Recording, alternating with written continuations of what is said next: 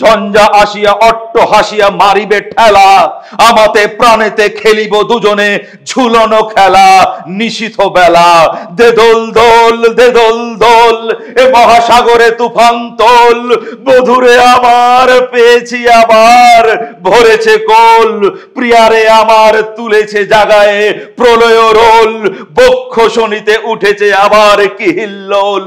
অভিনেতা হওয়া যতটা সহজ, ভালো অভিনেতা হওয়া কিন্তু ততটাই কঠিন। হাতে কলম থাকলেই যেমন লেখক হওয়া যায় না, গলায় স্টেথোস্কোপ জড়ালেই যেমন ডাক্তার হয়ে যাওয়া যায় না, তেমনি দুটো সংলাপ বললে কিন্তু ভালো অভিনেতা হওয়া যায় না।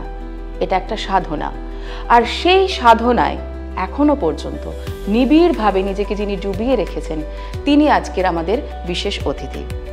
নানা গল্পে, নানা ভাষায় তিনি নিজেকে বারবার নতুন করে প্রমাণিত করেছেন।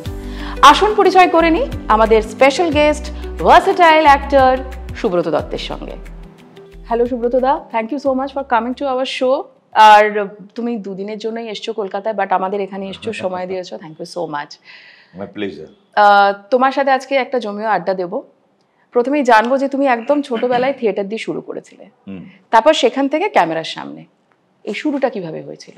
না, actually theatre you can say it, but আমি যাত্রা দিয়ে শুরু করেছিলাম। আমি বাঁকুড়ায় থাকাকালীন, it's a kind of no man's land. Bankura যেখানে শেষ হচ্ছে, গ্রামটা যেখানে শুরু হচ্ছে, সেই জায়গায় আমি থাকতাম, রামপুর মনোহরতলা। যদি সেটা এখন ডেভেলপড হয়ে গেছে, কারণ আমি 23 বছরে ছেড়েছি ওটা, so it's another 25 years. But আমার যাত্রা দিয়ে শুরু, এবং নৃত্য নাটিকা করতাম বাঁকুড়া বিজ্ঞান ক্লাব এবং পুণ্যশ্লোক সাংস্কৃতিক সংস্থা বনদী, উনি রবীন্দ্রভারতীর পাস আউট, যিনি আমার গুরুজি প্রণতি সেনগুপ্ত, আমি বনদী বলি, ওনার দৌলতে আজ আমি এখানে। এই যে বাঁকুড়া থেকে বলিউড, এটা মানে একটা সাংঘাতিক জার্নি যাকে বলে। তুমি কি বাঁকুড়ায় থাকতে থাকতে এটার কোনোদিন স্বপ্নে ভেবেছিলে? না, আমার মনে হয় কি life is full of magic. কেউ কোনোদিন ভাবে না কোথায় কি হবে। মানে আজ থেকে 15 বছর আগে আমরা ভাবতেই পারতাম না কি ইলেকট্রিক কার হবে, বা এরকম একটা ছোট্ট মোবাইলের সেটে দিয়ে আমরা আমেরিকাতে কথা বলতে পারবো। আমরা কোনোদিনই ভাবতে পারিনি কি লোকেরা চাঁদে আমরা পাঠাবো কাউকে, মানে আমাদের এই মহাকাশে পাঠাবো, এবং চাঁদেও আমাদের গেছে, চন্দ্রযান সেফলি ল্যান্ড করেছে। সো এটা মনে হয় সময়ের, কি বলবো, মহাভারত যখন পড়ছি বা রামায়ণ পড়ছি, তখন দেখি কি এত আধুনিক আশ্চর্যময় যেগুলো আমি গল্পগুলো পড়ছি, সেগুলো এখন আমি সফল হতে দেখছি। মানে তখন পড়েছিলাম কি এরকম এরকম তীর হয়, এরকম হয়, আমরা প্যান্ডেমিকে দেখলাম তো কি হলো। সো আমি এই জন্য বলি কি ডোন্ট, মানে সবাইকে স্বপ্ন দেখাটা খুব দরকার। সেখানে বসেই কি তুমি স্বপ্ন দেখেছিলে যে কোনোদিন এনএসডিতে পড়াশোনা করতে যাবে? আমি স্টেপ বাই স্টেপ দেখেছিলাম। আমি যখন যাত্রা করতাম তখন মনে হয়েছিল কি এটা বোধহয় কিছু শেখা দরকার, আমি এখানে শেখা দরকার। আমি তখন জুলজি অনার্স করছি, আমার যে কোনো একটা জিনিস করছি শেখা দরকার। এই শেখার তাগিদে করতে করতে স্টেপ বাই স্টেপ যাত্রা, ফির আমি রবীন্দ্র ডান্সের অনেক কিছু প্রোগ্রাম করেছি, খুব মানে you are a super dancer by the way. আমি সবাইকে বলে দিই, ইনি হচ্ছে প্রফেশনাল ডান্সার, আমি খুব অ্যাডমায়ারার, আমি বিগেস্ট ফ্যান। উনি খুব ভালো ক্লাসিক্যাল ডান্স করেন, আমি জাস্ট রবীন্দ্র নৃত্য করি। Thank you so much. তো আমি ওই করতে করতে ওখান থেকে এনএসডির ওয়ার্কশপ, তারপর এনএসডি, তারপর London Central School of Speech and Drama, যেটা পরে Royal School of Speech and Drama হয়েছে, নাম এখন মুম্বাইতে। এবং আমি একটা কারাপ্টেড লোক হয়ে গেছি, বেশি থিয়েটার করতে পারি না। এখন আমি বলবো কি 50 বছর হওয়ার পর আমার থিয়েটার করাটা দরকার ছিল, কিন্তু যেহেতু আমার টাকাটাও দরকার ছিল, আমরা জানি পারফর্মিং আর্টিস্টদের এটা একটা প্রবলেম হয়, সেহেতু আমি ওই সো কল্ড অডিও ভিজুয়াল মিডিয়ামটা দিয়েই এখনো পর্যন্ত করে যাচ্ছি। আমি বাট মাঝে কিছু থিয়েটার ডিরেক্ট করেছি, কিন্তু আবার আমি একটা থিয়েটার করতে যাচ্ছি, সোলো পারফরমেন্স, এটা অ্যানাউন্স করলাম। হ্যাঁ, বাট পারফর্মিং আর্টিস্টদের সঙ্গে প্রবলেম হচ্ছে কি, ওরা যে কোনো পারফর্মিং আর্ট হোক না কেন, আমরা যেটা করতে চাই সেটা করতে পারি না। তার কারণ এটা হচ্ছে মার্কেট, এটা হচ্ছে তোমার responsibilities, personal responsibilities, social responsibilities বা ফ্যামিলি রেসপন্সিবিলিটিস। আমি জানি তুমি এটা ভালো করে বুঝছো। একদম একদম। এই যে এনএসডিতে তুমি যে পড়াশোনাটা তখন করেছিলে, মানে সেটা তো আজকের ঘটনা নয়, অনেক দিন আগে, 93 to 96। হ্যাঁ, সেই সময় মানুষ, আমি কি বলবো, এখনো মানুষ অনেকে জানে না। তখনকার তো বাঁকুড়ার মানুষ কেন, কলকাতার মানুষও জানে না যে এনএসডি কি, সেখানে কি হয়। এখনো অনেকে জানে না। তো সেই যে সেখানে এত আর্লি এজে পৌঁছে যাওয়া এবং সেখানে একটা অভিনয়টা শেখা, একদম সেইটা তোমাকে অভিনয় করতে কতটা সাহায্য করলো? আমার খুবই সাহায্য করেছে। আমার ছোট থেকে না একটা জানার ইচ্ছে খুব ছিল। মানে আমি যখন উনুনে ধোঁয়া উঠতো, আমি ভাবতাম ধোঁয়াটা কেন উপরে যাচ্ছে? মানে পরে শুনলাম কি গ্র্যাভিটেশনাল ফোর্স, হ্যানা-ত্যানা অনেক কিছু। তো আমার মধ্যে একটা ইনকুইজিটিভনেস ছোটবেলার থেকে ছিল। আম তো সেটা, এবং মা যদি বলতো, আমি একটা এক্সাম্পল দিচ্ছি। মা যদি বলতো, "শোন, ওখানে গিয়ে বলবি যে মাকে ওই আমাদের ওখানে চিনি, চাল এরকম চলে। ২ কাপ চিনি দে।" তো আমি ওখানে গিয়ে বলতাম, আ মানে যারা নেইবার, কি মা বলল ওখানে গিয়ে বলবি ২ কাপ চিনি দাও। দোকান অনেক দূরে ছিল, আমরা যেহেতু গ্রামের মানে ওখানে দোকান বন্ধ হয়ে যেত ৬টার সময়, ৭টার সময়। তো আমার ওই ব্যাপারটা ছিল। ইটস এ কাইন্ড অফ নকল করা, ইটস এ কাইন্ড অফ ইনকুইজিটিভনেস। এই দুটো মানে আমার মনে হয় কি সমস্ত ব্যাপারটা একটা ইনকুইজিটিভনেস থেকে আমার এই ব্যাপারটা এসছে। তো সেটা থেকে স্টেপ বাই স্টেপ পুরো ব্যাপারটা এসছে, এবং এনএসডিতে গিয়ে দেখলাম না আমি কিচ্ছু জানি না। জাস্ট আমি সমুদ্রে আছি। তখন ওই সমুদ্রে নুড়ি মানে কুড়িয়ে তোলার মতো এখনো পর্যন্ত I am trying to be a good actor and good actor এখনো পর্যন্ত শিখছি, এবং সেটা এনএসডি শিখিয়েছে যে তুমি কিন্তু অ্যাক্টর একদিনে হতে পারবে না। তোমাদের যেমন ডান্সে যেরকম প্র্যাকটিস আছে, আমাদেরও প্রতিদিন প্র্যাকটিস করতে হয়, এবং সেটা প্রত্যেকটা লোকের প্র্যাকটিসটা কিন্তু আলাদা। মানে আমি যেভাবে করবো সেটা তো অন্যরা করবে না, বা যারা এখন জেন জি বা জেন আলফা সেই জেনারেশন কিন্তু আলাদাভাবে করবে। It depends on the background, এবং খুব ব্যাপারটা সিরিয়াস হচ্ছে, অ্যাক্টিং ক্লাস হচ্ছে না। তো এইরকমই ব্যাপারটা মোটামুটি। এই সময় এনএসডিতে থাকাকালীন তুমি টিচার হিসেবে কাদের পেয়েছিলে যাদের কথা এখনো মনে আছে? সবথেকে প্রথমে বলবো কি, এনএসডিতে যারা সিলেক্ট হয় তারা ইন্ডিয়ার বিভিন্ন প্রান্ত থেকে সিলেক্ট হয়, এবং কখনো বাংলাদেশ থেকে, বা যাদের যাদের সঙ্গে সেই সময় গঠবন্ধন আছে, সেন্ট্রাল গভর্নমেন্টের ব্যাপার, সেটা কালচারাল এগ্রিমেন্ট। বাট আমি প্রথমে বলবো আমার ব্যাচমেটস আমার গুরু। আচ্ছা। কারণ একদিকে সফল যারা আজকের দিনে, আমি সবাইকার নামটাই বলতে চাই, কিন্তু সবাইকার নামটা না বলে আমার গালি দিও না পরে। সো নওয়াজ আছে, সোয়ানন্দ কিরকিরে আছে, এখনকার যে director NSG Chittaranjan Tripathi. NSG means national school of drama, যেটা দিল্লিতে, নিউ দিল্লিতে মান্ডি হাউসে, এবং সেখানে স্কলারশিপ দেওয়া হয়, মানে পুরোটাই মানে জামায় আদরে রাখা হয়। এবং যারা জানে না তাদের জন্য বলি www.nsd.gov.in, again I am repeating, nsd.gov.in। অনেক কিছু প্রোগ্রাম আছে, আপনারা চেক করতে পারেন, বা তোমরা চেক করতে পারো। তো আছে গীতাঞ্জলি সেরিকার, প্রচণ্ড তার নিজের ইয়েতে সাকসেসফুল, এবং এসএনএতে আছেন ভাইস চেয়ারম্যান বা অন্য একটা পোস্টে সুমন কুমার, তারা একদম গেজেটেড অফিসার। তো আমার কথা যে তারা, এবং তার সঙ্গে আমি যদি বলি Ramgopal Bajaj sir, Robin sir, Tripurari madam, Prasanna sir এবং নাসির স্যার, তো সবাইকার সঙ্গে ক্লাস করেছি। বাট আমি এখনো পর্যন্ত বলবো কি গুরু তো গুরুই হয়, এবং ইভেন পণ্ডিত সত্যদেব দুবে যিনি মারা গেছেন, বাট নাসির সাহেবের ক্লাস একটা আলাদা করে। বাট অলওয়েজ আমি বলবো কি গুরু তো গুরুর জায়গায়, কিন্তু যাদের সঙ্গে তুমি পড়াশুনো করছো তারাও কিন্তু এক ধরনের গুরু। আমি সেটাকে একটু হাইলাইট করতে চাই, মানে আপনাদের জন্য, দর্শকদের জন্য। তাদের কাছ থেকে আমরা ডিরেক্টলি বা ইনডিরেক্টলি শিখি, খারাপ বা ভালো দুটোই পাই তবে। একদম একদম। Central School of Speech and drama, লন্ডনে তুমি গেলে, আবার একটা নতুন ধাপ, সেখানের অভিজ্ঞতাটা যদি একটু আবার একটা কালচারাল কনফিউশন। সুব্রত দত্ত যে হিন্দি জানে না, ইংরেজি জানে না, হঠাৎ করে ন্যাশনাল স্কুল অফ ড্রামাতে, এবং হঠাৎ করে দম করে Central School of Speech and ড্রামাতে আমি স্কলারশিপ পেলাম, চার্লস ওয়ালেস ট্রাস্টের, ব্রিটিশ কাউন্সিলের স্কলারশিপ। ওখানে গিয়ে দেখছি সবাই ছেলেরা মেয়েরা একই গ্রিন রুমে জামা কাপড় চেঞ্জ করছে। আমার জন্য এটা একটা অদ্ভুত শকিং, মানে কালচারাল শক, কালচারাল শক, মানে কালচারাল কনফিউশন, শক নয়, মানে মানে কনফিউজ, আমি এটা কি করে পসিবল। মানে মানে ওখানে ইউনো স্মোক করে বেসিক্যালি, এই শো এর আগে সমস্ত হচ্ছে। তো আমি দেখছি একই গ্রিন রুমে সমস্ত কিছুই কাপড় জামা পরা হচ্ছে। আমি তো কোথায় এলাম, ইউসি। তো যেটা দিল্লিতে হয়েছিল, দিল্লিতে প্রথম আমি জানি কি আমার একজন বান্ধবী, মানে ক্লাব ব্যাচমেট নিবেদিতা ভার্গব, ওরে দাদা তেরা হো গিয়া, তো বুঝে হিন্দি নেই আদি, টাক করে একটা সুইচ টিপলো, এরকম একটা কাগজ বেরিয়ে এলো, দেখলাম একটা টিস্যু পেপার, এরকম করে বললো তুলে লে, তেরে কো বহুত পাসিনা আ রা হ্যায়। আমি তো এই সমস্ত বাঁকুড়াতে দেখিনি, ইউসি। তো কালচারাল শক, বাঁকুড়া, আমি তো কলকাতায় তো কোনোদিন খাতে যেতে, Bankura, Delhi to London, it was really, but that shocking elements still, যেটাকে বলে না কি হার্ট অ্যাটাক হলে শক দিলে হার্ট চলে, সেরকম আমার মনে হয় those experiences, life is full of experiences, life is full of magic, full of experiences.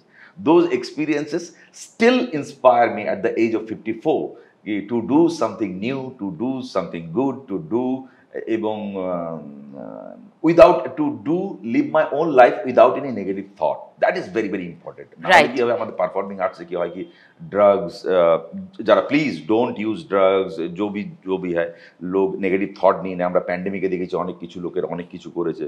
So please be careful if you want to take it as a profession, to maintain yourself, you have to be very very mentally strong.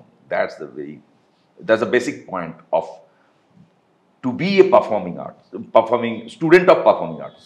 এই যে মেনটেনেন্সের কথা বললে, আমরা জানি না audience এখানে আমাদের যারা বসে আছে তারা কতটা দেখেছে বা ফলো করেছে তোমাকে ডিউরিং লকডাউন, প্যান্ডেমিকের কথা তুমি বারবার বলছো, সেই সময় টানা কতগুলো দিন, আমার এক্সাক্ট ডেট দিন, হ্যাঁ 100 দিন এভরিডে, হ্যাঁ এভরিডে সুব্রত দা লাইভে আসতো একই সময়, মানে 100টা দিন একই সময় লাইভে এসে যোগা প্র্যাকটিসটা শেখাতো এবং তোমার সাথে অনেকে জয়েন করতো, আমিও জয়েন করেছি। এই যে এতটা ডেডিকেশন 100 দিন ধরে রাখা ধরে, আর ওই সময় যেভাবে আমাদের মেন্টাল স্ট্রেস যাচ্ছে, সেটা কি করে পসিবল হয়েছিল তোমার জন্য? না অ্যাকচুয়ালি আমি শুরু করেছিলাম যে 4-5 দিন, এক সপ্তাহ করব ক্যাজুয়ালি। হ্যাঁ, the kind of response I got from Pankaj Tripathi to Nawazuddin to আমাদের Kamal Sadana sir এবং normal like you people artist like you and everybody, এবং দিল্লিতে ইরফান জি যিনি গুপ্তগু করেন, বা আমেরিকার থেকে বা আমাদের DD1 বাংলার থেকে তাদেরও শো, তখন আমার মনে হলো 10টার সময় না করে 9টার সময় করি, এবং আমি 1 ঘন্টা করতাম, সেটা 2 ঘন্টা হলো। তখন লোকেদের ইনকুইজিটিভ হলো কি আপনি 2 ঘন্টা বসে থাকেন কিভাবে উইদাউট ডুইং এভরিথিং। সো আর আমি বেসিক্যালি শুরু করেছিলাম, I am not a trend yoga person, but আমি জানি কি যোগাটা কিভাবে অ্যাক্টিং এ ব্যবহার করতে হয়। তো সেটা করতে করতে করতে গিয়ে আমি পড়াশোনা শুরু করলাম, এবং 101 দিন প্রায় করেছিলাম লোকেদের জন্য। মাঝে মাঝে সেকেন্ড সেশনও করতাম, এবং মাঝে মাঝে আলাদা সেশন আমি নিতাম। ডেফিনেটলি ভারতেন্দু নাট্য একাডেমি লখনৌর জন্য করেছি, আমেরিকার জন্য করেছি, DD1 বাংলার জন্য আমি করেছি, একটা 8 ঘন্টার ওদের জন্য প্যাকেজ করে দিয়েছি। মানে আমাকে সবাই রিকোয়েস্ট করতে থাকলো, আর আমি ফ্রিতেই করতাম। পরে দেখলাম যে খুব ডেঞ্জারাস, আমাকে সবাই বাবাজি বাবাজি বলা শুরু করলো, এবং আমার যে নেবার সে আমাকে পায়ে হাত দিয়ে প্রণাম করছে। সেদিন থেকে আমি বললাম না, stop this, I am an actor, this should be not my profession. মানে এরকম হয়ে গেল, মানে ভগবানের জায়গা আমার থেকে বয়সে বড় ওনারা পা তুই হলে এটা এবার অন্য রাস্তায় যাচ্ছে। হ্যাঁ, এটা অন্য রাস্তায় যাচ্ছে, কারণ আমি ট্রেন্ড যোগা এক্সপার্ট। মানে যোগার সাথে যোগী ব্যাপারটা লোকে কানেক্ট করে ফেলে, যেটা যোগা তুমি তোমার অ্যাক্টিং এর জন্য বা ফিটনেস এর জন্য, যেহেতু বাড়ি থেকে সে সময় বেরোনো যাচ্ছে না, কিছু করা যাচ্ছে না, সেটার জন্য করছো। সেটার থেকে অনেকে ভাবছে আচ্ছা উনি বোধহয় এবার যোগীজি হয়ে যাবেন অ্যাক্টিং থেকে, তাই না? এটা প্রফেশন। আর এই প্রফেশনটা তো সবচেয়ে মানে চলা, মানে সেফেস্ট, এবং মানে ফেলিওর হওয়ার খুব একটা চান্স নেই। হ্যাঁ, বস্টনের থেকে ইনভিটেশন এসেছিল, আমি বললাম না আমার কোনো সার্টিফিকেট নেই। বললো কি আপনি 3 মাসের জন্য চলে যান, প্রচুর টাকা। তো আমি বললাম আমি তো যেতে পারবো না। বলে কেন? ওরা খুব রেগে টেগে গেল আর কি, ইন্ডিয়ান কমিউনিটি, ওদের জন্য। আচ্ছা, এরকম হলো? হ্যাঁ, তো আমি বললাম না আমার কাছে কোনো সার্টিফিকেট নেই। বলে হ্যাঁ, ওরা অবাক হয়ে গেল, বললাম এটা মিথ্যে কথা। আমি বললাম হ্যাঁ, এটা আমি নিজে নিজে শিখেছি। সোয়ানন্দ একটা সিডি দিয়েছিল পিয়ুষ মিশ্রাকে, সেই পিয়ুষ মিশ্রা বাবা রামদেবের সিডিটা ব্যবহার করেনি। এবার ওটা করতে গিয়ে, ওখান থেকে শুরু করতে গিয়ে আমি ধীরে ধীরে শিখতে শিখতে শিখতে শিখতে একটা পর্যায়ে এসে প্যান্ডেমিকের সময় যেটা করেছি আরও শিখেছি। তো তারপর ওটা যাওয়া হয়নি, বাট ওটা ছাড়া আছে বাই দ্য ওয়ে, আমি যে কোনো দিন যেতে পারি। একটা কত ঘন্টার একটা কোর্স করতে হয়, তারপর বস্টন থেকে আমাকে ভিসা দেবে, খোলা আছে, প্রচুর টাকা বাই দ্য ওয়ে। মানে দারুণ একটা মজার গল্প শোনালে। আচ্ছা, তুমি তো মানে বাংলা, হিন্দি, ইংরেজি সমস্ত ভাষাতেই কাজ করেছো, বাংলা হিন্দি দুটো ইন্ডাস্ট্রিতেও কাজ করেছো, কিন্তু সাউথটা এখনো তুমি টাচ করোনি। মানে তার কোনো বিশেষ কারণ? না, সাউথে চান্স দেয়নি। না, অ্যাকচুয়ালি আমি তেলুগুতে অ্যাক্টিং করেছিলাম ডাক্তার চরিত্র 1 আর 2 তে। তারপরে পুরী জগন্নাথের সঙ্গে আমার একটা ইন্টারাকশন হয়েছিল, বুড্ডা হোগা তেরা বাপ বচ্চন সাহেবের সঙ্গে, আমি করছিলাম। কিন্তু উনি স্ক্রিন ইমেজ এবং রিয়েল ইমেজের সঙ্গে গুলিয়ে ফেলে বললেন না না না, I think you should do another role, এরকম। পরে তো ভূতনাথ রিটার্নস করলাম বচ্চন স্যারের সঙ্গে, এবং আমি হয়তো একটা তামিল ছবি করবো, একটা তামিল ছবির জন্য তখন আমাকে নেড়া হতে বললো। মানে আমি ওনাকে চিনি না, বাই ইনস্টাগ্রামের থ্রু দিয়ে, তো কথাবার্তা চলছে, এখনো ওটা ওয়ার্কআউট হয়নি। বাট তুমি ওয়েট করে আছো সাউথের জন্য? আই এম নট ওয়েটিং, আমি যা কাজ পাচ্ছি হাতে নিচ্ছি। ইউ সি আফটার 50 তুমি জানো কি ইন্টারভেল হয়ে গেছে না, you see climax, pre climax, everything. So আমি এখন গ্র্যাব করছি 2 ধরনের কাজ। একটা হচ্ছে যেখানে ভালো রোল, টাকা কম্প্রোমাইজ, যেখানে ভালো টাকা, role compromise. So now each and every moment of my life after প্যান্ডেমিকে, বারবার পুরো ইন্টারভিউর মধ্যে আমি বারবার বলছি, আমি বুঝে গেছি তারপরে অনেক কিছু, each and every moment. So আমরা হয় নাকি একটু ইগো প্রবলেম, এই ওর সঙ্গে খারাপ রিলেশন, কোনো লাভ নেই। লাইফ ইজ একটাই জীবন, কেউ জানে না আগে পিছনে, just enjoy and enjoy each and every moment, এবং যতটা পারা যায় কাজ করে যাওয়া দরকার এই জীবন। এবার বলো যে বাংলা আর হিন্দি ইন্ডাস্ট্রিতে তুমি অনেকদিন ধরে যুক্ত, এই দুটো ইন্ডাস্ট্রির মধ্যে অভিনয়ের ক্ষেত্রে পার্থক্যটা কি? প্রতি বলে অনেক দিন না, অনেক বছর।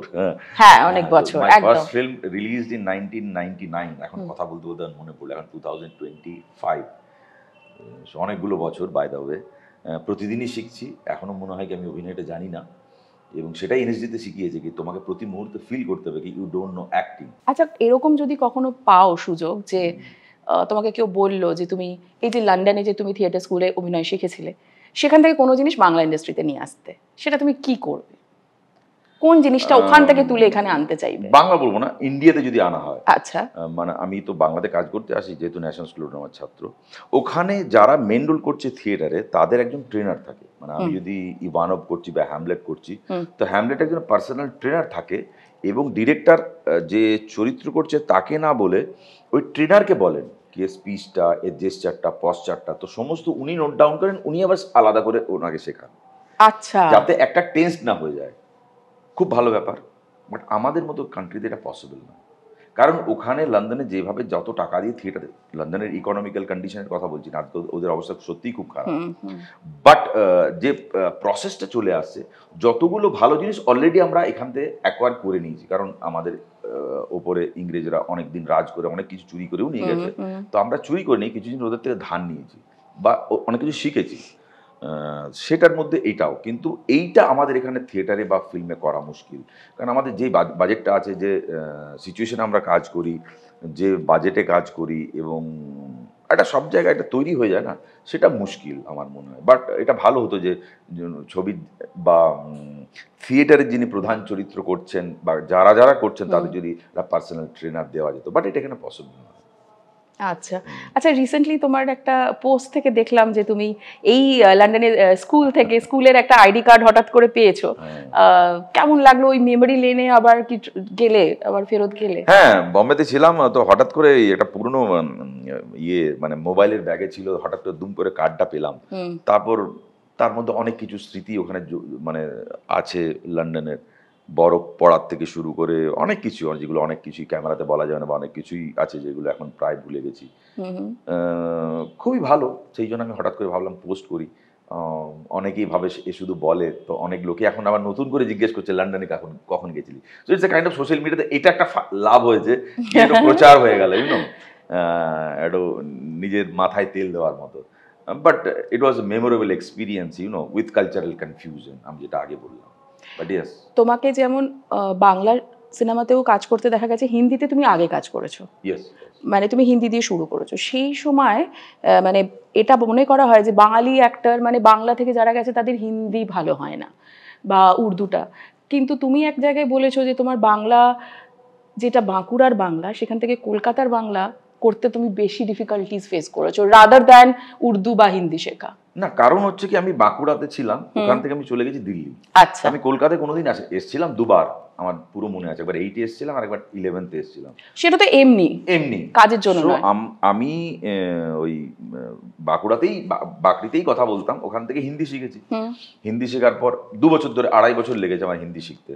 তারপর উর্দুটা এখনো চেষ্টা করছি, বাট বলি, আমি পড়তে পারি না, বাট বলি, ভালোই বলি, নাটক করছি তো এত বছর ধরে।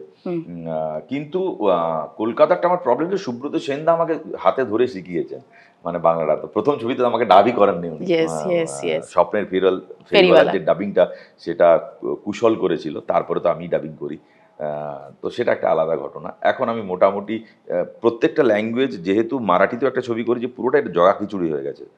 তো আচ্ছা, একটা বাংলায় একটা কবিতা পড়ি কি তাহলে? একদম, আমরা বসে আছি তোমার কবিতা শোনার জন্য। তাহলে আমার মনে হয় সেটাই ভালো হবে, এই ভাষা ভাষা নিয়ে বলে একটাদের কি হয় বলো তো, একটু করে দেখালেই ভালো হয়। আমি আবার সমস্ত কিছু হাতে লিখিনি। হ্যাঁ, প্রথমবার আমি এটা পারফর্ম করছি, 2-3 দিন ধরে তৈরি করছি। শুরু করি, সেটা আমাদের জন্য তুমি প্রথমবার পারফর্ম করছো। ঝুলন, রবীন্দ্রনাথ ঠাকুর। আমি পরাণের সাথে খেলিব আজিকে মরণ খেলা, নিশীথ বেলা, সঘন বরষা গগন আধার, হেরো বাড়ি ধারে কাঁদে চারিধার, ভীষণ রঙ্গে ভব তরঙ্গে ভাষায় ভেলা, বাহির হয়েছি স্বপ্ন শয়ন করিয়া হেলা রাত্রিবেলা। ওগো পবনে গগনে সাগরে আজিকে কি কল্লোল, দে দোল দোল, পশ্চাৎ হতে হাহা করে হাসি, মত্ত ঝটিকা ঠেলা দেয় আসি, যেন এ লক্ষ যক্ষ শিশুর অট্টরোল, আকাশে পাতালে পাগলে মাতালে হট্টগোল, দে দোল দোল। আজি জাগিয়া উঠিয়া পরাণ আমার বসিয়া আছে বুকেরও কাছে, থাকিয়া থাকিয়া উঠিছে কাঁপিয়া, ধরিছে আমার বক্ষ চাপিয়া, নিঠুর নিবিড় বন্ধন সুখে হৃদয় নাচে, ত্রাসে উল্লাসে পরাণ আমার ব্যাকুলি আছে বুকেরও কাছে। হায় এত কাল আমি রেখেছিনু তারে যতন ভরে, শয়ন পরে ব্যথা পাছে লাগে, দুঃখ পাছে জাগে, নিশিদিন তাই বহু অনুরাগে, বাসর শয়ন করেছি রচন কুসুম থরে, দুয়ার রুধিয়া রেখেছেনু তারে গোপন ঘরে যতন ভরে। কত সোহাগ করেছি চুম্বন করি নয়ন পাতে, স্নেহেরও সাথে শুনায়েছি তারে মাথা রাখি পাশে, কত প্রিয় নাম মৃদু মধু ভাসে, গুঞ্জন তান করিয়াছি গান জ্যোৎস্না রাতে, যা কিছু মধুর দিয়েছিনু তার দুখানি হাতে স্নেহেরও সাথে। শেষে সুখের শয়নে শ্রান্ত পরাণ আলস রসে আবেশ বসে, পরশ করিলে জাগে না সে আর, কুসুমের হার লাগে গুরুভার, ঘুমে জাগরণে মিশি একাকার নিশি দিবসে, বেদনাবিহীন অসার বিরাগ মরম পশে আবেশ বসে, ঢালি মধুরে মধুর বধুরে আমার হারাই বুঝি, পাইনে খুঁজি বাসরের দীপ নিবে নিবে আসে, ব্যাকুল নয়ন হেরি চারিপাশে, শুধু রাশি রাশি শুষ্ক কুসুম হয়েছে পুঁজি, অতল স্বপ্ন সাগরে ডুবিয়া মরি যে জুঝি কাহারে খুঁজি। তাই ভেবেছি আজকে খেলিতে হইবে নূতন খেলা, রাত্রিবেলা মরন্দোলায় ধরি রশি গাছি, বসিব দুজনে বড় কাছাকাছি, ঝঞ্ঝা আসিয়া অট্ট হাসিয়া মারিবে ঠেলা, আমাতে প্রাণেতে খেলিব দুজনে ঝুলনো খেলা নিশীথ বেলা, দে দোল দোল দে দোল দোল, এ মহাসাগরে তুফান তোল, বধুরে আমার পেয়েছি আবার ভরেছে কোল, প্রিয়ারে আমার তুলেছে জাগায়ে প্রলয় রোল, বক্ষ শনিতে উঠেছে আবার কি হিল্লোল, ভিতরে বাহিরে জেগেছে আমার কি কল্লোল, উড়ে কুন্তল উড়ে অঞ্চল উড়ে বনমালা বায়ু চঞ্চল, বাজে কঙ্কন বাজে কিঙ্কিনি মত্তরোল, দে দোল দোল। আইরে ঝঞ্ঝা পরাণ বধুর, আবরণ রাশি করিয়া দে দূর, করি লুণ্ঠন অবগুণ্ঠন বসন খোল, দে দোল দোল। প্রাণেতে আমাতে মুখোমুখি আজ, চিনি লব দোহে ছাড়ি ভয় লাজ, বক্ষে বক্ষে পরশিব দোহে ভাবে বিভোল, দে দোল দোল। স্বপ্ন টুটিয়া বাহিরিছে আজ দুটো পাগল, দে দোল দোল। একদম আমরা জাস্ট ট্রাই করলাম, মানে অসাধারণ ট্রাই করছি। এটা একটা তুমি এইটাও বা স্টেজে করো না কেন? আমি তো এখন এটা বলতে চাইবো দর্শকদের কাছে, হয়তো তোমার ফ্যান ফলোয়ার্সরাও চাইছে যে তুমি এইটাও স্টেজে পারফর্ম করো থিয়েটারের মতো। আজ একটা মাকড়ি কবিতা আছে, একটা ইয়ে মাঝে মাঝে করি এই সমস্ত প্রোগ্রাম। আচ্ছা, ওই কৃষ্ণ উবাচ, তারপর রাম কি শক্তি পূজা, ওগুলো আছে। আবার কি থিয়েটার করবে? দর্শক কি তোমাকে দেখতে পারবে? আমি থিয়েটারটা না ফরম্যাটটা একটু বদলে দেবো। ইটস লাইক যেমন ছোট ছোট অডিটোরিয়াম আছে সাউথে, 60টা 70টা 100টা, যেটা আমাদের দিল্লিতে অডিটোরিয়াম যে 100টা। তো তো তুমি যদি আমার বাড়ি যাও, তুমি আমার নতুন বাড়িতে আসো না, তো এখান থেকে অতটা, তো ওখানে তুমি 60টা লোক মানে খুব দারুণভাবে ধরে যাবে। আচ্ছা, ছোট্ট দুটো পিলার আছে। তো আমি ওখানে একটা মানে এই বসে আছি, আমরা যদি দেখি এই ধরনের একটা পারফরমেন্স করতে যাই, মানে এই তোমাকে বসুন, বাড়ির মধ্যে বসে থেকেই গল্প শুরু করলাম, তুমি গল্প শুরু করলে, আমি গল্প শুরু করলাম। Now the format will be like involving everybody, এবং সেই পারফরমেন্স একটা থিম থাকবে, বাট যে পারফরমেন্সটা হবে সেই পারফরমেন্সগুলো সেই মুহূর্তেই তৈরি হবে। আচ্ছা, মানে একদম লাইভ কিন্তু একটা ফরম্যাট থাকবে। হ্যাঁ, বাট আমরা যদি মহাভারতের কোনটা আখ্যান নিই, বা আমরা কৃষ্ণের উপরে, বা আমি রবীন্দ্রনাথের যদি এটার উপরে করি, এটা মৃত্যুর সঙ্গে, কেউ বলছে যে প্রেমিকার সঙ্গে, তো ওই করতে করতে আলটিমেটলি করবো আমার পারফরমেন্সটা, বাট অডিয়েন্স এবং ওই যে একটা দেওয়াল থেকে সে দেওয়ালটা ভাঙার চেষ্টা করছি, মানে একটা পারফরমেন্সের মধ্যে তোমার অডিয়েন্স এবং পারফর্মার এরা কানেক্টেড হয়ে যাবে। এবং মেবি যে আমার পারফরমেন্সটা হওয়ার কথা ছিল 30 মিনিট, হয়তো কোনো অডিয়েন্সের পারফরমেন্স হলো 45 মিনিট। ও, দ্যাট ডিপেন্ডস। মানে ব্রিলিয়েন্ট আইটেম। আর আমার কাছে একটা আয়না আছে ওটার বাড়িটার মধ্যে, আয়না আছে, ভেরি ইন্টারেস্টিং। থাকলে ওখানে দেখতে পাবে, পুরোটাই 360 ডিগ্রি আমরা সব জায়গায় দেখতে পাবো এইভাবে হলটা। মানে এটা কি তুমি নিজে ভার করলে মাথা থেকে, হ্যাঁ, নাকি মানে ওয়ার্ল্ড থিয়েটারে কোথাও তুমি এরকম কিছু একটা দেখেছো? ওটা ওই ডিজাইনটা দেখে, যেহেতু পাশে পুকুরটা আছে, ওটা বেরিয়েছে, এখন আমাকে ওটা লাইটিং করাতে হবে, এবং আমাকে ওই অডিয়েন্সগুলো থাকবে, যেমন তুমি থাকবে, পারফর্মিং আর্টিস্ট, বা যারা একটু ওই, সবাই দর্শক আমি কাছে বলছি না, বাট একটু যারা পার্টিসিপেশন করে নিতে পারবে, সেটা মানে একটু কালচারালি অ্যাক্টিভ। না, এভরিবডি ইজ কালচারালি অ্যাক্টিভ, মানে ওই ধরনের অডিয়েন্স থাকতে পারে। আমরা তাকেও নিলাম, আমরা বাড়ি যিনি আমাকে হেল্প করেন, দেবী, হয়তো উনিও থাকবেন। বাট ব্যাপারটা হচ্ছে কি, আমার পারফরমেন্সটা ইম্পর্টেন্ট না, ইম্পর্টেন্ট হচ্ছে আমরা সবাই মিলে একটা জিনিস তৈরি করছি, জয়েন্টলি আড্ডা মারছি, সেটার মধ্যে একটা কিছু হলো বা ফেল হলো বা সাকসেস হলো। দারুণ, দারুণ। আমি জানি এটা ফরম্যাটটা কি নাম দেবো। It's not third theatre, it's not fourth theatre, it's there should be no wall actually। মানে আমি তোমার সঙ্গে যেরকম কথা বলতে বলতে, যদি যিনি ডিওপি আছেন উনি ইনভলভ হলেন, আমি ইনভলভ হলাম, এরকম করতে করতে একটা আমরা করলাম, এবং সেটা আমরা সবাই এনজয় করছি। মানে আমি বেসিক্যালি ইন্সপায়ার হচ্ছি পাগলা ঘোড়ার যে সিনটা, ওখানে সবাই ওই পাপগুলো নিজেদের বলছে, মানে ওটাই যদি হয়, আমরা বসে এক জায়গায় আড্ডা মারতে মারতে আমরা একটা পারফর্ম করছি, নিজেদের তুলে ধরছি। এই যে কবিতা নিয়ে এত কথা হচ্ছে, তুমি তোমার আরো ফিউচারের প্ল্যানিং গুলো জানালে,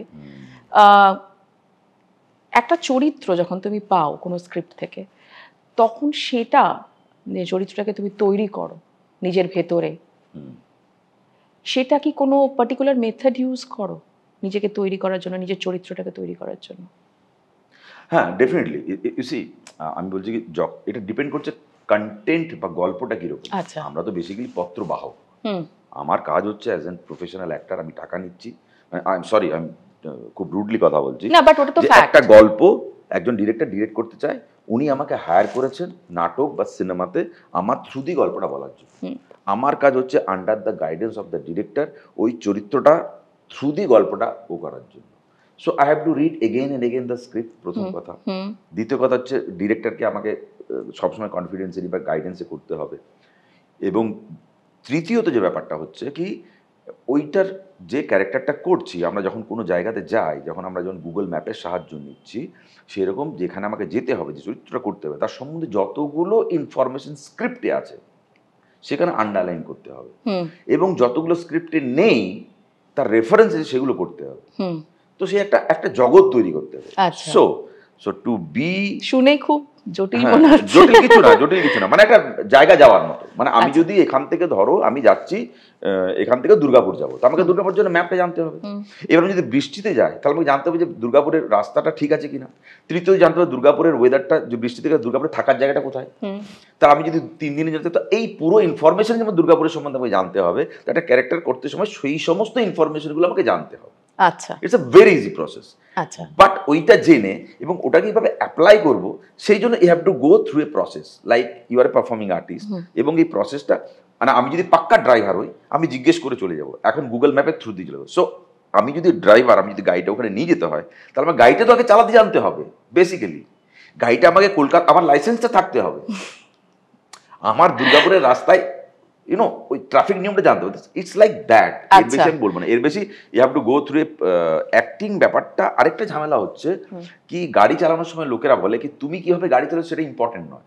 রাস্তার লোকে একটা বাচ্চা তো দুম করে সামনে আসতে পারে, একটা ছাগল ঢুকে যেতে পারে, you have to be aware.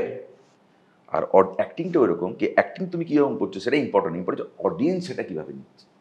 Right. তো কান্নার সিনে আমিও তো কানবো না কি বাবু মশাই, তো লোকেরা কাঁদবে, আহা বেচারা মারা যাবে। সো আমাকে এমন কিছুটা ক্রিয়েট করতে হবে যেটাতে লোকেদের কান্না পায়, এমন কিছুটা ক্রিয়েট করতে হবে লোকেরা রেগে যায়। সো রাগলেই যে লোকেরা রাখবে সেটা ব্যাপার নয়, বুঝি একদম।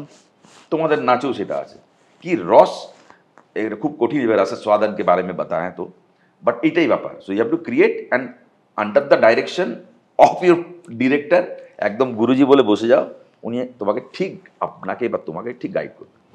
এই যে তালাশ বলো, ট্যাঙ্গো চার্লি, এইগুলো আমি কেন নাম নিচ্ছি, বা একদম প্রথম দিকে তোমার ঋতুদির সাথে কাজ করা চতুরঙ্গে, এই প্রতিটা চরিত্র প্রতিটার থেকে আলাদা। এই সময় তুমি কি ধরনের প্র্যাকটিস করেছিলে? আমার মনে হয় কি ন্যাশনাল স্কুল ড্রামাতে আমি 35টা নাটকে মেন রোল করেছিলাম। আচ্ছা, এনএসডি সেগুলো তোমাকে হেল্প করেছে খুব। সেগুলো বিভিন্ন ধরনের এক্সপ্লোর করেছি। আমি যাত্রা করেছি, আমি ডান্স ড্রামা করেছি বনুদির সঙ্গে, প্রণতি সেনগুপ্ত পূর্ণশ্লোক সাংস্কৃতিক সংস্থাতে, এগুলো আমাকে প্রচণ্ড সাহায্য করেছে। এবং আমি যে আমার যে ডিরেক্ট এক্সপিরিয়েন্স ছাড়া যে ইনডিরেক্ট এক্সপিরিয়েন্সেস, আমার বই পড়া, সিনেমা দেখা, পেইন্টিং দেখা, স্কাল্পচার দেখা, ডান্স দেখা, আমি বীর্য মহারাজের দিনের পর দিন ডান্স দেখেছি কার্তিক কেন্দ্রের পাশে, তুমি যদি জানো একটা অলিখিত প্রেম ছিল কার্তিক কেন্দ্রের মেয়েদের সঙ্গে আমাদের এনএসডি ছেলেদের। তো ওই একটা সবসময় পাসেস পেতাম আমরা, এবং ওনার ডান্স দেখে বা ওনাদের ছাত্রদের ডান্স দেখে যারা এখন গুরুজি হয়ে গেছেন, এই প্রসেসটার মধ্যে আছি, এখনো থাকার চেষ্টা করি। এবং কলকাতা এলেও আমি নাটক দেখি, আমি নীলের নাটক দেখছি, নীল লাল যে সুজন বা লাল্লার নাটক দেখি, বা সময় পেলে যাই নাটক দেখি।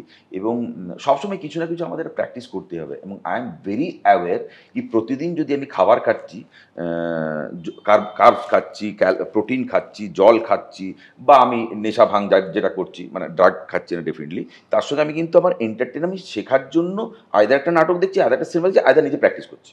আচ্ছা, প্রতিদিন 24 ঘন্টা। আচ্ছা, এটা এবং এটা রিলিজিয়াসলি আমি করি। আচ্ছা, মানে এই সকালবেলাতে করেছি, রাত্রে গিয়ে হয়তো কোনো কিছু দেখবো, মানে প্রতিদিন শুটিং করলেও আমার একটা 1 ঘন্টা বা 1.5 ঘন্টা ধরা আছে, আমি এটা করবো প্র্যাকটিস, সেটা ডিরেক্টলি বা ইনডিরেক্টলি হতেই হবে, নাহলে আমার ঘুম হয় না।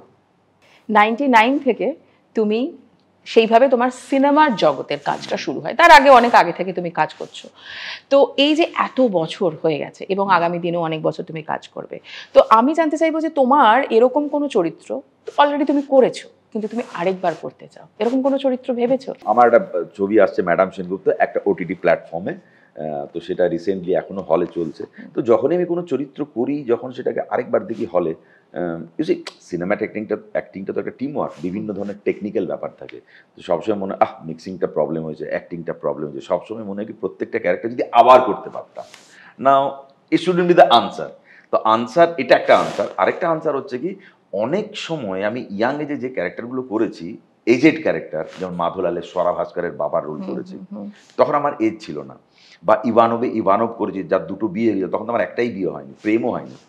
তারপর এই সমস্ত কিছু চরিত্র আছে, যখন এখন হয়তো আমি ভালো করবো, এখন একটা আমি মেয়ের বাবা, তো আমি ওই জটিল সম্পর্কের যে সূক্ষ্ম যে ব্রিদিং প্যাটার্নের চেঞ্জ বা যে জেস্টার পশ্চারের চেঞ্জ, তখন আমি অনেকটাই বার্কিং লাইক এ ডগ, মানে ও না তোতাকে যেমন করে শিখিয়ে দেয় কি তুমি কেমন আছো, তুমি কেমন আছো, বাট তোতা তো জানে না, ও জানে কি জানে না কোনটা গালি। তো ওই ধরনের আমি অ্যাক্টিং করেছি, লোকের অ্যাপ্রিসিয়েট করেছে, but that's an another thing.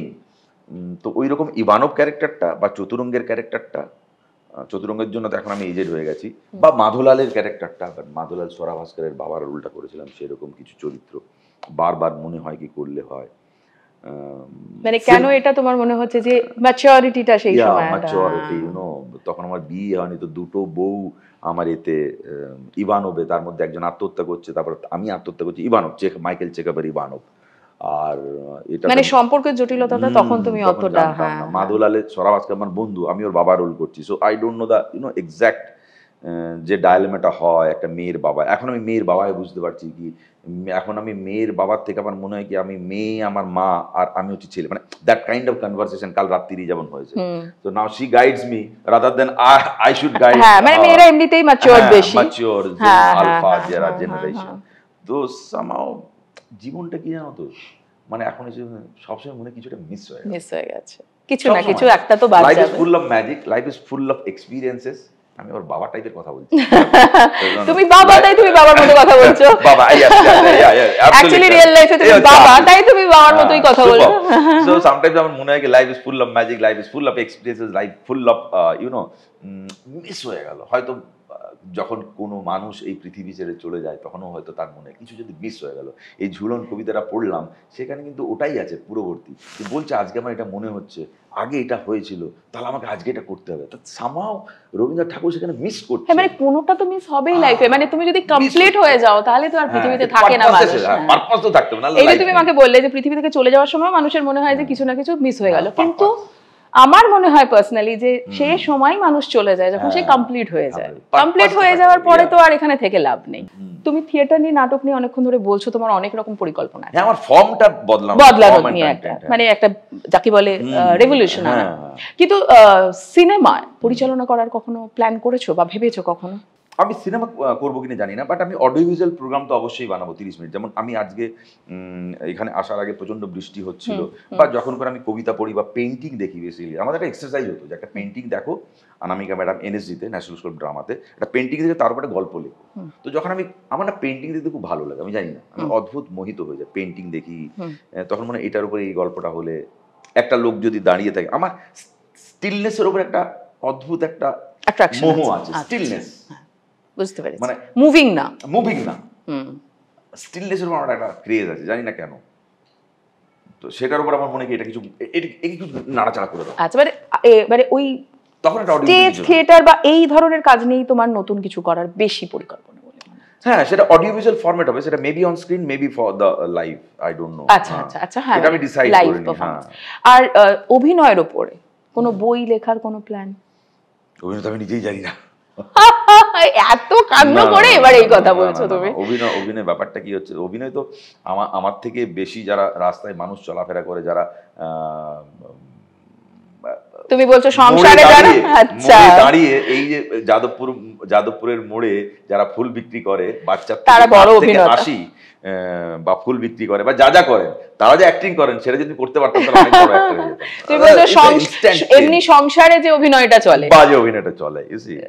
আমি তো এটাও শুনেছি যে সংসারের রাজনীতি সবচেয়ে বড় রাজনীতি, তেমনি সংসারের অভিনয় সবচেয়ে বড় অভিনয়। আমার একটাই সুযোগ হয় কি মুখোশটা খুলতে পারি অন স্টেজ বা অন স্ক্রিন, তাছাড়া তোমার কাছেও কথা বলছি মুখোশ পরে। খুব সত্যি কথা, তুমি একদম সত্যি খুলে দিচ্ছ এই মানে আমাদের শোতে। সরি, অ্যাকচুয়ালি আমি সবাই মুখোশ না পড়লে না জেলে চলে যাব। জাগানের জন্য তুমি রিসেন্টলি অ্যাওয়ার্ড পেয়েছো অনেক, কলকাতা ফিল্ম ফেস্টিভ্যালে দেখানো হয়েছে, তো এটা নিয়ে যদি একটু বলো চরিত্রটা সম্বন্ধে। জাগান ছবির আগে আমার একটা ছবি আছে গুঠলি লাড্ডু, যেটা অ্যামাজন প্রাইমে আছে। না, আমি বলছি এই কারণে ওটা রেফারেন্সটা দিলাম কি অ্যামাজন প্রাইমে যে গুঠলি লাড্ডু ছবিটা আছে, সেটাতে সঞ্জয় মিশ্রাজি আছেন, আমি আছি, সেটা একটা ম্যাথরের চরিত্র, ওটা রিল খুব ভাইরাল। তো ওটাতে আমার মনে ছিল এটা বোধহয় toughest character for my life, মানে এই রিসেন্টলি। তারপর যখন জাগান করতে গেলাম, জাগান একটা মেন্টালি রিটার্ডেড একটা চরিত্র, যার প্যান্টের দড়ি খুলে যায়, সে জিব্রিশে কথা বলে, কথা বলতে পারে না। কলকাতায় ছবিটা ছিল, জাগান মানে হচ্ছে জগন্নাথ, তার একটা জার্নির উপরে ছবি। এবং সেই ছবিটা করতে গিয়ে আমাকে ইসিজি করা হয়েছে, এইটুকুই বলবো। মানে এত বড় কাণ্ড। আচ্ছা, মানে কি হলো বলো আমাকে। মানে আমি এটা কলকাতা ফিল্ম ফেস্টিভ্যালের এতেও বলেছিলাম, it was a kind of pressure on me, যে আমি 22 দিন ধরে ওই নোংরা জামা কাপড় পরে ওই ধরনের জিব্রিশ বলছি। একটা you know cinema film it's all about continuity, যে প্যান্ট আমার বারবার খুলে যাচ্ছে, আমি বেতালা নাচছি এবং একটা খুশির একটা ইয়ে, এবং ও মাকে মা বলে না, ও জানেই না ওটা কি, ওভাবে ওটা আমি, ওভাবে কি এটাও আমি ওটাও আমি, ও কথা বলতে পারে, পার্সোনালিটি, মানে ওই পাগল, ও মেন্টালি ইয়ে। তো ওটা করতে গিয়ে খুব টাফেস্ট, বাট ঠিক আছে, মানে এতটাই প্রেসার যে ফিজিক্যালি তুমি, মেন্টালি খুব প্রেসার ছিল, মেন্টাল প্রেসারটা ফিজিক্যালি এফেক্ট করে গেছিল তোমার, মানে ইসিজি করাতে হয়েছে, মানে এটা তো খুবই সিরিয়াস ব্যাপার। আমি প্রচন্ড ভয় পেয়ে গেছিলাম এবং প্রেসার বেড়ে গেছিল। তখন আমাকে ডিরেক্টর বললেন কি তুমি একবার ইসিজি করিয়েছো, নাহলে ওদের শুটিংটা তখন শেষ হয়নি। So it was a really toughest character after চতুরঙ্গে। এবং এটা আমি হয়তো জানি না যখন ইন্টারভিউটা বেরো তখন হয়তো ট্রেলারটা রিলিজ হয়ে যাবে। ইট ওয়াজ এ টাফেস্ট ক্যারেক্টার। আর এনারই একটা ছবি ছিল 3 স্মোকিং ব্যারেলস, মাল্টিলিঙ্গুয়াল ছবি, সেটা তো তুমি অনেকগুলো ভাষায় ডাব করেছো। হ্যাঁ, ডাব হয়নি, আমি অনেকগুলো ভাষা, বেসিক্যালি আমি সিলেটি বলি, তারপর অহমিয়াও 2-4টে লাইন বলি, আর হিন্দিও বলি। মানে আচ্ছা। বেসিক্যালি বাংলাদেশ থেকে উইদাউট আধার কার্ড চলে এসেছিল। It's very controversial thing, but ওই কন্ট্রোভার্সিয়াল ক্যারেক্টারটা আমি করেছিলাম। তো এরকম বা ওই ক্যারেক্টারটা, but it was a satisfying experience, you know. So আমি ট্রাই করছি বিভিন্ন ধরনের রোল করার, জীবন যাপনের জন্য টাকা যতটা দরকার সেটা যাতে রোজগার হয়, তার সঙ্গে সঙ্গে এই এক্সপেরিমেন্টটা করছি। কারণ কিছু লোক আছে টাকা রোজগার করার জন্য, কিছু লোক আছে স্ট্রাগল করছে, কিছু লোক আছে যারা আমরা ইকোনমিক্যালি অতটা স্ট্রেস নই, তারা আমাদের এই রোলগুলো করা দরকার। ইউনো, যদি রোল ভালো হয় তাহলে কম টাকাতেও করা দরকার। যেহেতু আমি এনএসডি ট্রেন, সরকারের পয়সা আপনাদের পয়সায় পড়েছি, আপনাদের ট্যাক্সের পয়সায়, তো এইটুকু তো রেসপন্সিবিলিটি আমাদের করতেই হবে, মানে নিভাতেই হবে। খুব সুন্দর কথা বললে। বলিউডে প্রচুর কাজ করেছো তুমি। বলিউডের অ্যাক্টরদের সাথে এখানকার অ্যাক্টরদের একটা তো কিছু পার্থক্য রয়েই গেছে। তো এমন কোনো অ্যাক্টরের সাথে তুমি কাজ করেছো যার সাথে তুমি আবার কাজ করতে চাও? কারণ অতটা এনার্জি লেভেল তুমি হয়তো আর কারোর মধ্যে দেখোনি এখনো পর্যন্ত। না, ডেফিনেটলি মিস্টার বচ্চন তো আছেই, বাট ওটা খুব ক্লিশে হয়ে যাবে বচ্চন বচ্চন বচ্চন করলে, কারণ আমি ওনার সিনেমা টিকিট কেটে ব্ল্যাকে দেখতাম বলে মনে হচ্ছে। But Ram Gopal Varma is a genius. ওনার সঙ্গে ছবি ছাড়া আমি প্রচুর আড্ডা মেরেছি, মানে ছবি তো দুটোই করেছি, রক্তচরিত্র 1 আর 2। এছাড়া ওনার সঙ্গে অনেক আমার কথাবার্তা হয়েছে। ওনার ব্রেনটা না 360 ডিগ্রি ঘুরে, 360 ডিগ্রি, এই কথা বলছে, এই কথা বলছে, এখানে ওখানে। আর সিনেমা ছাড়া কিছু বলেন না, ওটা একটা। আর আমার মনে কি আমির খানের সঙ্গে কাজ করে খুব স্যাটিসফাইড। আমির খান খুব ভেবে চিনতে একটা কাজ করেছে। কাজটা খারাপ হতে পারে, ভালো হতে পারে, সেটার সঙ্গে কোনো ব্যাপার নয়। The easiest thing is with Ajay Devgan, definitely. হিন্দির কথাগুলো বললাম, ডেফিনেটলি আমার বন্ধুরা তো আছে, নেওয়া আছে, সে আনন্দগুলো বলছি না, বাট মজা ওটাতে পেয়েছি। আর বাংলাতে আমি সবাইকে সঙ্গে কাজ করে মজা পাই। তবে আমার মনে হয় কি, যেহেতু মার্কেটটা ছোট বাংলা ফিল্ম ইন্ডাস্ট্রির, সেহেতু এখানে হোমওয়ার্ক কিছু লোকই করে, বাট হিন্দি ছবিতে প্রায় 90% লোক হোমওয়ার্ক করে আসে। এখানে হোমওয়ার্ক করে না, যেহেতু এখানে অনেক শুনেছি পুরো সিনটা দেওয়াও হয় না। কেন যে দেওয়া হয় না, যারা 3টে সিন করছে পুরো স্ক্রিপ্টটা, সেটার আমার কাছে কোনো জবাব নেই। আচ্ছা, মুম্বাই ফিল্ম ইন্ডাস্ট্রিতে কিন্তু বাঙালি অ্যাক্টরদের খুব অ্যাপ্রিশিয়েট করা হয় সবসময়, মোস্টলি তো শুনেছি। সেটা তোমার এক্সপিরিয়েন্স কি? না, বাঙালি মেয়েদের করা হয়। বাঙালি মেয়েদের করা হয়, বাঙালি মেয়েদের করা হয় সেটা আমি জানি, আমি অনেক জায়গায় দেখেছি, শুনেছি। ছেলেদের খুব কম করা, কারণ অধিকাংশ মেল যারা অ্যাক্টর, মানে মেল আবার একটা দুটো, তারা কি একটুখানি because of Hindi or something like that. But আমরা এনএসডি বলে আমাদের সঙ্গে সেটা প্রবলেম হয়নি, কিন্তু কনসিয়াস হয়ে যায় কি যে বাঙালি ইনসিকিউর ফিল করে যে বাঙালি ছেলেরা ভালো একটা জায়গায় চলে যায়। না না না না, সেটা নয়। মানে যেহেতু আমি এনএসডি, সেহেতু হিন্দিটা তবুও আমার হিন্দিটা তবুও 100% ঠিক নয়। কিন্তু যারা এনএসডি করেনি এবং প্রবাসী নয়, প্রবাসী হলো আলাদা, চন্দন রায় সান্যাল প্রবাসী, যাদের নাম বলছি না, আরো অভিজিৎ, অভিষেক ব্যানার্জি প্রবাসী, ওরা সব প্রবাসী। কিন্তু এখান থেকে গেলে বাংলাটা খারাপ হলেও তারা নর্মালি বাংলা ডাবিং এ ঢুকে যায়। কিন্তু সেটা তো মেয়েদের ক্ষেত্রেও সম্ভব। তুমি বলে মেয়েদের অ্যাপ্রিশিয়েট বেশি করে। তুমি হেমা মালিনী তো এখনো হিন্দি খারাপ বলেন, মানে সরি নাম বলছি, তো ওই হিন্দিটা চলে যায়। বিপাশা বাসু খারাপ বলেন, তো ওটা চলে যায়। শর্মিলা টাগরও খারাপ বলতেন। তো মেয়েদের ক্ষেত্রে অতটা ইয়ে হয় না, ডাবিং তখন হতো। ছেলেদের ক্ষেত্রে একটু লোকেরা অ্যাভয়েড করে। আচ্ছা, তো এমন কোনো তোমার কলিগ বা তুমি যাদের সাথে কো অ্যাক্টর কাজ করেছো, যারা তোমাকে কিন্তু খুব অ্যাপ্রিশিয়েট করেছে বা বলেছে যে যে আপনি কি অ্যাক্টিং কিয়া, আপনি তো মেরা দিল ছু লিয়া, এরকম টাইপের কিছু? আরে ও তো নাসির সাহেব আমাকে অনেকবার মাছ খাইছে, বচ্চন সাহেব। না না, বলো বলো, আমাদের একটু বলো। নাসির বলে, আরে কাল मछली मैं खिलाऊंगा। তো फिर बच्चा साहब बोला, तुम तो बहुत बढ़िया हिंदी बोलते हो यार। তো এগুলো চলতেই থাকে। এখন আর কি বলতো, যেহেতু এনএসজি ট্রেনিং, ওই সোকল স্টারিজমটা, ওই চশমাটা যেহেতু এনএসজি করার পর বা তারপরে এনএসজি রেপার্টরি করেছি, আমি লন্ডন গেছি, তো ওই চশমাটা প্রথমবার অজয় দেবগনের সঙ্গে একটু আধটু হয়েছিল, তারপর একদিন পর ঠিক হয়ে গেছে। প্রথম ছবি আমার স্টারের সঙ্গে, অজয় দেবগনের সঙ্গে, জমিন পিকচার, জমিন, হ্যাঁ। তারপর বাকিটা ঠিক হয়ে গেছে। তারপর দেখলাম কি না, আমরা সবাই বেসিক্যালি অ্যাক্টর। অজয় মানে রাজু ভাই বলি, he has a great sense of humour. ওনার সঙ্গে 3টে ছবি করেছি, দুটো রিলিজ হয়েছে, একটা তো হয়নি, ট্যাঙ্গো চার্লি এবং জমিন। আমির খানের সঙ্গে তো দুটো। তো it's not about star struck. ভালো অ্যাক্টিং করলে সব জায়গাতেই সবাই ভালো, মানে it's not depend, it's not যে বাঙালি নন বেঙ্গলি, এটা কোনো ব্যাপার হচ্ছে না। তুমি আর নওয়াজউদ্দিন স্যার ব্যাচমেট, একই জায়গা থেকে তোমরা পাস আউট, কিন্তু তোমাদের দুজনের অভিনয়টা তোমার কি মনে হয় কোথায় আলাদা? অ্যাপ্রোচ আলাদা।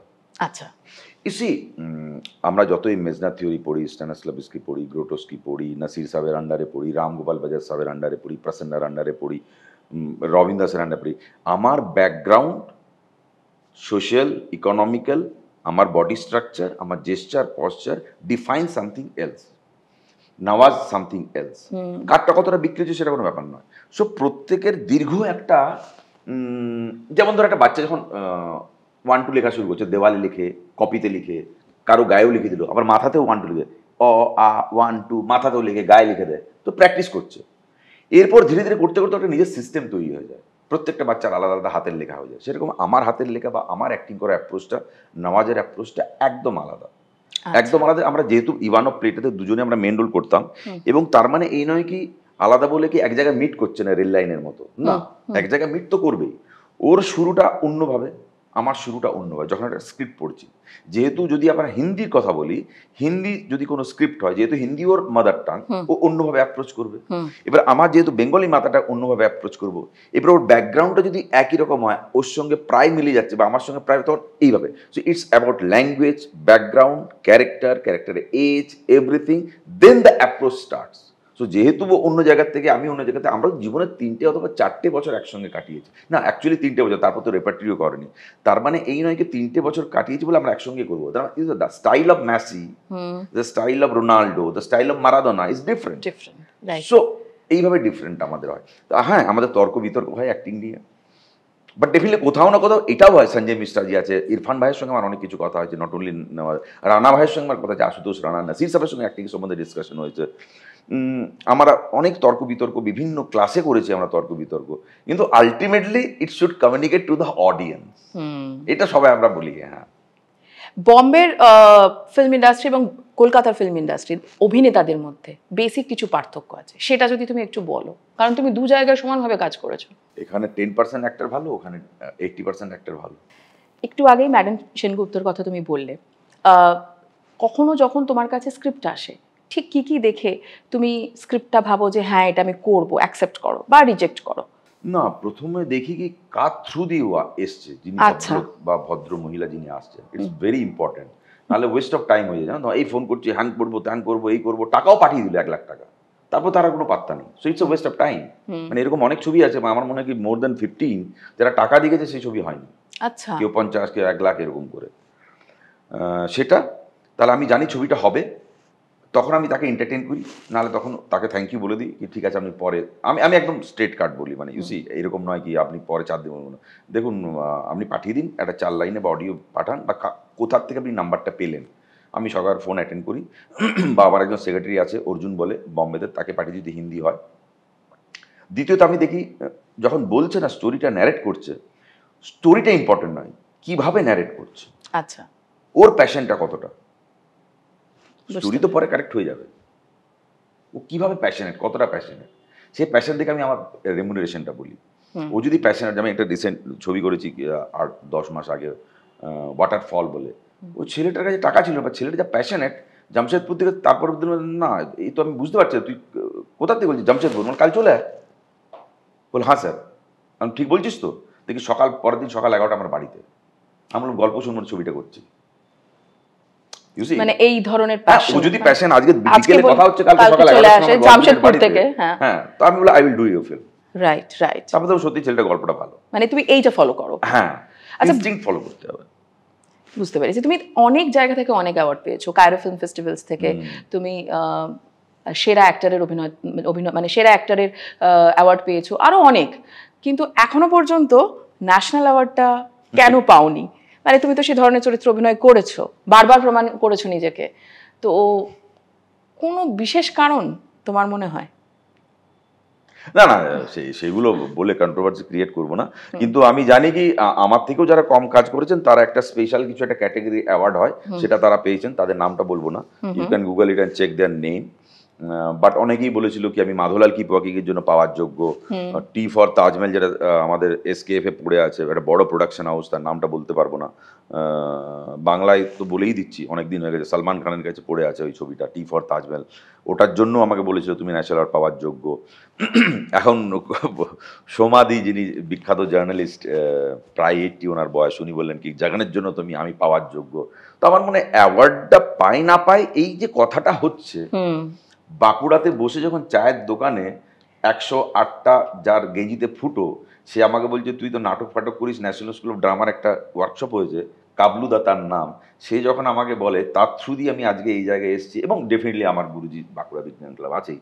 সো আমার মনে হয় কি অ্যাওয়ার্ড হচ্ছে ওটাই কি আমি যেটাকে ভালোবাসি সেটা আমার প্রফেশন, এর থেকে বড় অ্যাওয়ার্ড জীবনের কি প্রাপ্তি কি হতে পারে? যেটা আমার প্যাশন সেটা আমার প্রফেশন। দারুণ কথা, যেটা যে তোমার প্যাশন সেটা তুমি প্রফেশন হিসেবে, এর থেকে বড় অ্যাওয়ার্ড কেউ দিতে পারে? রাইট, একদম। কবিতা শুনলাম তোমার, যাওয়ার আগে, শেষ করার আগে আমরা একটা তোমার কাছে ডিমান্ড করব, সেটা হচ্ছে যে তুমি বললে বাঁকুড়ার ভাষা, যেটা এখন আর প্রায় শোনা যায় না, সেই ভাষায় আমি 2 লাইন কথা তোমার মুখ থেকে শুনতে চাইবো। না তোমাদিকে বললাম তো যে যারা যারা অ্যাক্টিং আসবে তোমাদিকে একটা কথা ভাবতে হবে যে ভাই এআই চলে আসছে, আর এআই চলে আসার পর 2 মাস 3 মাস 2 বছর 3 বছর পর তোমরা কি করবে তোমরা ভাবে লাও ভাই। এইটা কিন্তু এবারে সাইড বিজনেস হবে, বাকিটা হবে না। বাকি তোমরা এই আমার ইন্টারভিউটা দেখলে খুব ভালো লাগলো, থাকবে ভালো থাকবে, ভালো রাখবে সবাইকে। নমস্কার। দারুণ দারুণ, thank you so much, thank you so much. আবার বলছি যে ভীষণ ভালো লাগলো তোমাকে আমাদের মধ্যে পেয়ে। আজকের এই মন ভরানো কথোপকথন আপনাদের কেমন লাগলো প্লিজ লিখে জানাবেন। আর হ্যাঁ, এটাও লিখে জানাবেন যে আপনারা এই শোতে পরের পর্বে কাদের কাদের দেখতে চান।